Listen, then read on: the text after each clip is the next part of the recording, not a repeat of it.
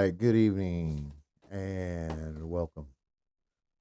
So, tonight we're going to talk a little bit about history, American pride, educating our young. So, um, I was inspired to do this episode because of the Olympics. We had a couple of Winter Olympics athletes from America that brought politics into the Olympics. It's not where it belongs. For instance, just today there was a gentleman that would not change his helmet. His helmet had some pictures of some people that had died. I'm not sure if it was Hamas that killed him or whatever, but it was pictures of people like that. And they told him he had to use a different helmet. He wouldn't do it. He had to leave. Um, it's not the place for politics. Right now, especially with everything that's going on in the United States, when people tune in to the Olympics, they want to think that every other American out there is just like them. Go America. Go America. I mean, like Jesse Owens is a great example of this. There was a lot going on in the United States when Jesse Owens ran in the Olympics. And he was a black man that got to run in front of Hitler, and not only run in front of Hitler, but he handed Hitler's men their asses. Um, so, and even back here in America, everyone was, yes, America won. All of the political stuff, all of the differences is forgotten under one thing, the flag. Um, so just if you're go there, win a bunch of Olympic medals like Michael Phelps. You know, you go there, you win 15, 20 Olympic medals, you come back and you got political stances you want to take, a lot more people are going to listen to you. But during the Olympics, while you're there representing the United States, just represent your country. Be glad that you've got the opportunity, um, and enjoy yourself while you're there. It's not the place for politics. So, with that being said, one of the things that I ask myself is why? Why would someone go there and if they don't believe, if they're not part of the country, why would you represent the country? Now I understand you have your own political beliefs and everything, and that's fine. But you are the one that wanted to talk about it, and you shouldn't have. So now, if you went there for money, you're going to have a hard time getting sponsors because you're going to be known as that guy. Um, you did get fame, but I'm not really sure it's the way you wanted. So just take pride in the fact that you're an American and that you get the opportunity to represent the greatest country in the world in the Olympics. So, with that being said, let's move on to the history portion of today's episode. And I said history because um, I think today a lot of people are teaching the youth of America to hate America. America did this wrong. America did that wrong. Nobody's perfect. We've done a lot of wrong things. Trust me, a lot of wrong things. Um, but we don't continue to do them. We've learned from our mistakes. We do try to correct our mistakes. Um, but America was designed to be for the people. I mean, it's right at the top of our Declaration of Independence. We the people.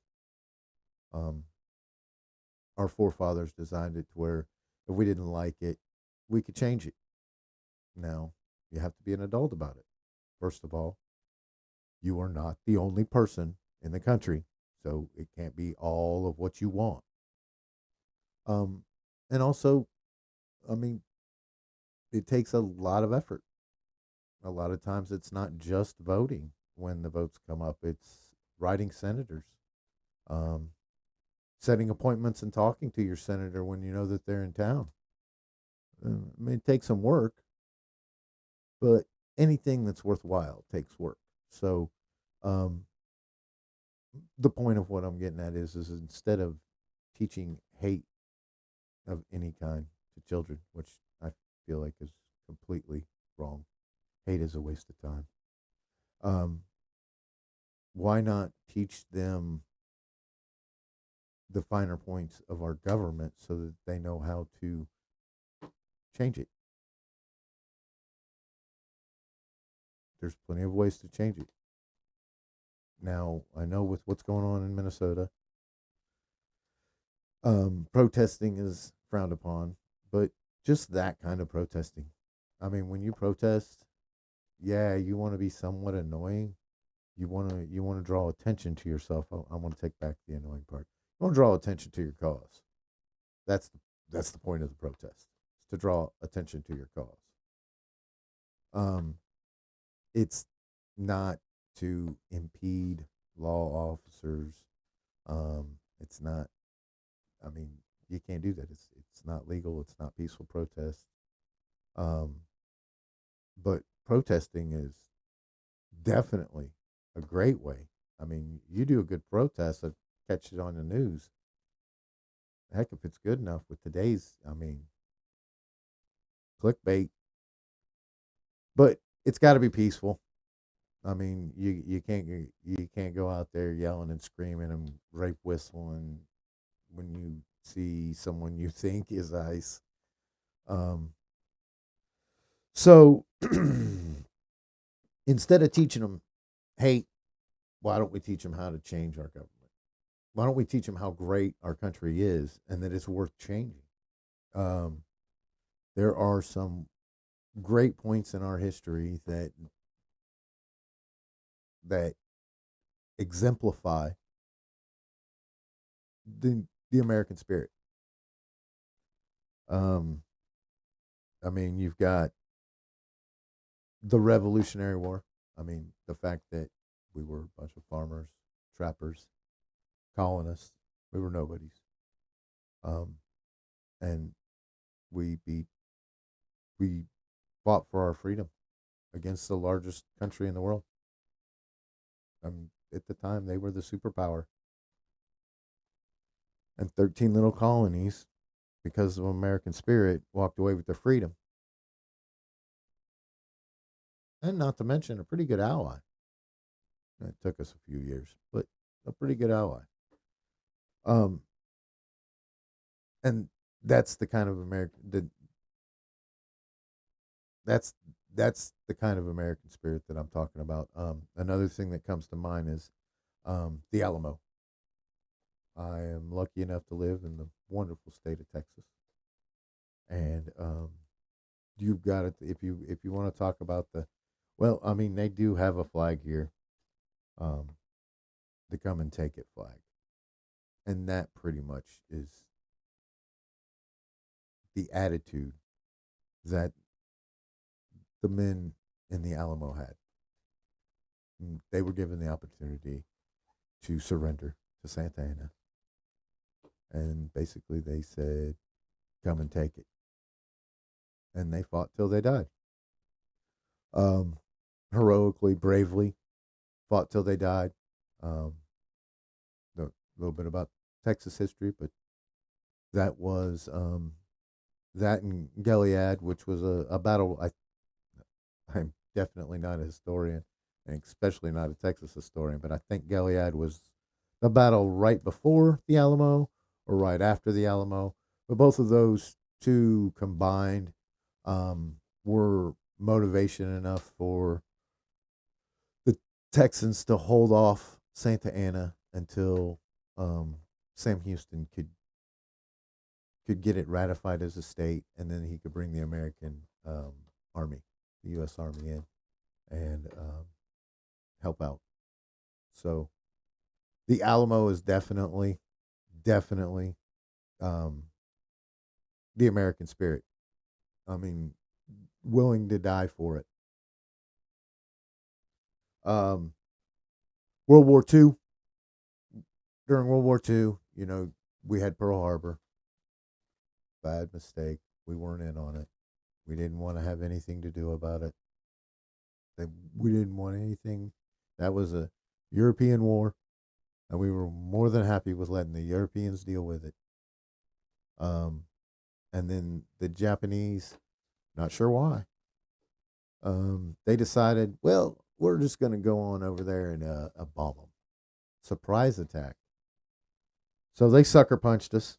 And one of their pilots was actually quoted as saying on as they flew away, "We've awoken the sleeping giant." In other words, oops, we just punched the big guy in the nose, and he's not gonna like it. And we didn't. We got into the war. Um, Not immediately, but eventually, our contribution helped change the tide of the war. Um, then we had another example of American bravery, American spirit in D Day. Got kids. They were kids, 19, 20, 18 years old, um, that were on a boat. The boat front door opens, and pretty much everybody in front of you just dies. They get shot almost instantly. Um, some of the boats didn't get pulled all the way up to the beach. Some guys would go out and then they drop into like 10 or 15 feet of water, unable to swim with 100 pounds on them. So they drowned.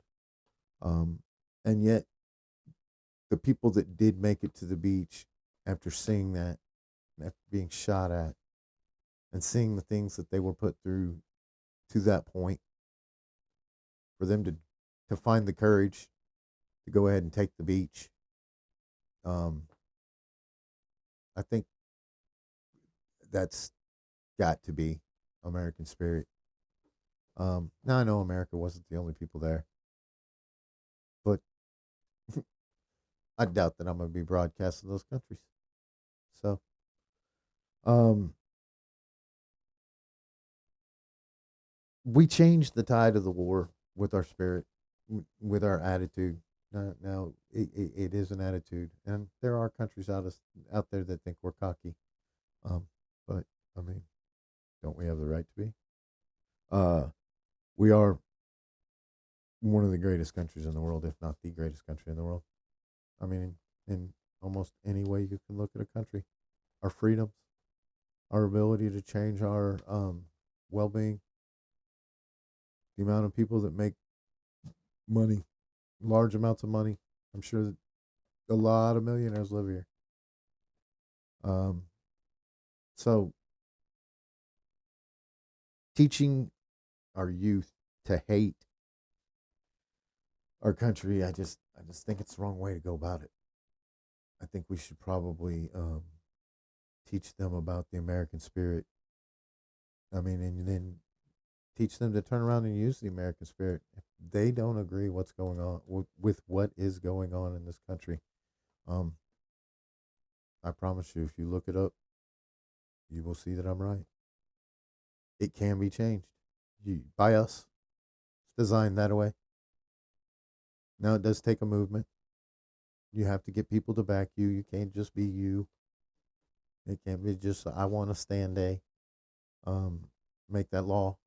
Like, no, we have to be adults about it. We have to understand that I don't catch me lying, around 380 million people in the United States. But it can be done. And one way that I know it can be done is because any time in history, it doesn't matter if there's something wrong or bad going on in America, eventually it gets changed. If the United States citizens do not like what's going on, and enough of them do not like what's going on, it will get changed. We're the ones that vote. We're the ones that give those guys their jobs. Um, I guess in closing, we'll end it like this. We control the government. The government does not control us. We are the ones that vote them into office. And as easy as we vote them in, they can be voted out. It's just a different button on a voting machine. So remember, no matter what anybody tells you, your vote counts. Now, it helps if you get a few people to back you, but your vote counts. And it's important that we teach our youth that, so they know that if there's something that they don't like about our country, that hating it and trying to dismantle it isn't the way to go about it. Because all in all, the frame's good. The body may need work, but the frame is good. So, with that, I'm Stan for America. Have a good evening.